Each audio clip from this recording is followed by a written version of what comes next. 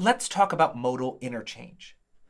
Modal interchange is a strategy for introducing a bit more chromaticism and color into your music by borrowing chords from outside of your key. Now, there are many different strategies available for this, but one of the simplest is to just simply reharmonize an existing chord progression by changing the quality of one or more chords. A chord's quality is just essentially the type of chord that it is. Is it a major triad, a minor triad, a diminished seventh, etc., etc.?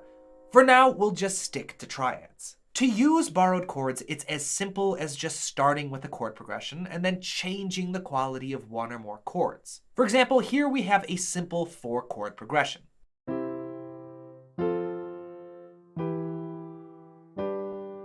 Let's try reharmonizing it. What if we take this F major and turn it into an F minor?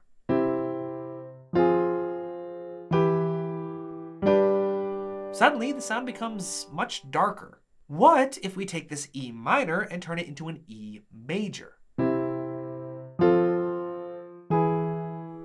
Well, now the chord progression sounds much brighter. It's really just that simple. As a general rule of thumb, taking a major chord and turning it minor will result in a dramatic and dark sound.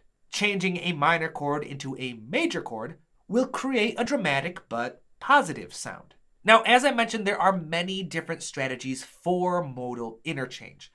And the more theory you know, the more deliberate you can be about which chords you change and why. So if you are interested in learning more, try checking out the link in the description of this video. But for now, just try experimenting by changing a few chords around in your own music.